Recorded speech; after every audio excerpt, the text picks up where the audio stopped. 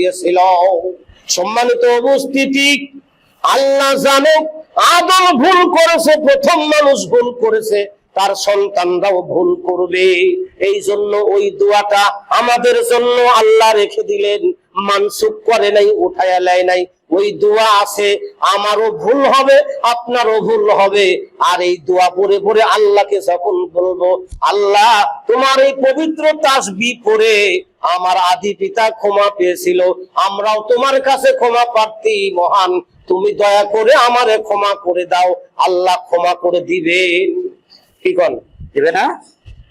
আল্লাহ ক্ষমা করে দিবে। ওই দোয়াটা মুখস্থ করে নিয়েন দয়া করে। রব্বানা যালামনা আনফুসানা ওয়া ইল্লাম তাগফির লানা ওয়া তারহামনা লানাকুনান্না মিনাল খাসিরিন। প্রিয় উপস্থিতি, এবার আসুন যে কথাটা বলতে চেয়েছিলাম। আল্লাহ রাব্বুল আলামিন বলে, জুমার দিন কিয়ামত কায়েম হবে, জুমার দিন থেকে কিয়ামত সংগঠিত হবে। জুমার দিন থেকে কিয়ামত কায়েম হবে কিভাবে? আল্লাহ রাব্বুল আলামিন হযরত ইসরাফিল আলাইহিস সালাম নামে এক মালাইকা, একজন ফেরেশতা আল্লাহ সৃষ্টি করেছেন। আল্লাহ যার মাধ্যমে দুনিয়াকে সমাপ্ত ঘটিয়ে দিবেন, তার হাতে আল্লাহ কিছু একটা দিয়ে রেখেছে। ওটাতে যখন আল্লাহর ফেরেশতা ফুৎকার দিবে, ফুৎকার যখন দিবে, পৃথিবীর ভিতরে এক খেলারাম শুরু হয়ে যাবে, আকাশ জমিনের সংঘর্ষ হবে, বিকট আওয়াজ হবে। কোরআন বলছে, আর আকাশ জমিনের সংঘর্ষে পাহাড়গুলি চুরমার হয়ে যাবে, আসমান জমিন ভেঙ্গে চৌচির হয়ে যাবে, খান খান হয়ে যাবে। এ মর্মে আল্লাহ রাব্বুল আলামিন পবিত্র কালামে পাকে সূরা হজের ভিতরে আল্লাহ বলেন, ইয়া আইয়ুহান নাসু তাকু রাব্বাকুম ইন্নাস সালসালাতাস সাআতি শাইউন আযীম। আল্লাহ বলে, দুনিয়ার মানুষেরা শোনো, একদিন কিয়ামত সংগঠিত হবে, কিয়ামত কায়েম হবে। ফেরেশতা ইসরাফিল যখন সিংহাতে ফুৎকার দিবে, আর পৃথিবী ভেঙে চুরমার হয়ে যাবে। তোমরা জেনে রেখো, ইসরাফিল যখন সিংহাতে ফুৎকার দিবে, এক ভয়ঙ্কর আওয়াজ হবে। বান্দারে, তখন তোমরা কিছু দৃশ্য দেখতে পারবা। বিকট আওয়াজে কতগুলি মানুষ কি হবে? বান্দা তোমরা শোনো, দেখতে পাবে এক ভয়ঙ্কর দৃশ্য। দুগ্ধ পানকারী সন্তানের কথা তার মা ভুলে যাবে, দুগ্ধ পানকারী সন্তানের কথা মা জননী ভুলে যাবে। কি না কত বড় গজব হতে পারে, কত বড় মুসিবত হলে একজন মা তার সন্তানকে ভুলে যেতে পারে। বেকট বেকায়দা আওয়াজ হবে, আর ভীতু হইয়া মহিলা দিক বিদিক ছুটতে থাকবে। কোল থেকে দুধের বালক, দুধের বাচ্চা নেমে যাবে, পড়ে যাবে।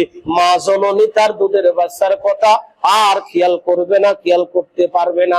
আল্লাহ কয়, আর একটা দৃশ্য তোমরা এই সময় দেখতে পাবে। আন্তঃসত্ত্বা মহিলা গণ যারা থাকবে, যাদের পেটে বাচ্চা থাকবে, ইসরাফিলের এই কঠিন হুঙ্কারে ভীতু হইয়া দিক বিদিক ছুটতে থাকবে, দৌড়াদৌড়ি করতে করতে হাঁপসি লাগবে, হাঁপানি লাগবে, তার পেট থেকে ডেলিভারি হয়ে যাবে, বাচ্চাও বেরিয়ে যাবে। এই করুণ দৃশ্য তোমরা সেদিন দেখতে পাবে।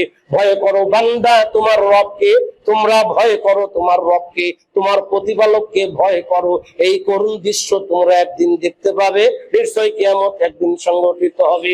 আল্লাহ কয়, এরপরে আর একটা দৃশ্য তোমরা দেখবে। দেখবে কি? একদল মানুষেরা দিশাহারা মাতালের মতন ঘুরপাক খাইতেছে, যেন তারা মাতাল, যেন তারা পাগল। আল্লাহ কয়, না শোনো, এরা পাগল নয়, মাতাল নয়, ওয়ালাকিন্না আযাবাল্লাহি শাদীদ। জেনে রেখো বান্দা, তোমার রবের পাকড়াও বড় ভয়ঙ্কর হবে, বড় কঠিন হবে। রাই কিয়ামত ও হাসর বড় কঠিন বিষয় হয়ে দাঁড়াবে, বড় ভয়ঙ্কর হবে। এমন হাসর যেদিন কায়েম হবে, কতগুলি মানুষ বেকায়দা পড়ে, হায় কি করে আজ এই মহাশর ময়দানে বাঁচতে পারি, কার কাছে গেলে বাঁচা যাবে, কার কাছে যাব। এরকম করতে করতে মানুষ বড় বেকায়দায় পড়ে খুঁজতে থাকবে, কার কাছে গেলে, কোন নবী রাসূলের কাছে গেলে এই মুসিবত থেকে বাঁচা যায়। মানুষ খুঁজে পাবে হযরত আদম আলাইহিস সালামকে, বলবে আপনি প্রথম মানুষ, প্রথম নবী। আদম আলাইহিস সালাম আজকের মহাশর ময়দানে কঠিন মুসিবতের দিনে দয়া করে আল্লাহর কাছে আমাদের জন্য একটু সুপারিশ করেন। যেন আমরা এই মুসিবত থেকে বাঁচতে পারি। আদম আলাইহিস সালাম তখন কেঁদে দিবে, কেঁদে দিয়ে বলবে, লাস্তু হুনাকুম, পারবো না আমার সন্তানেরা, শোনো, তোমাদের জন্য কোনো সুপারিশ করতে আমি পারবো না, আমার জীবনে একটা ভুল আছে।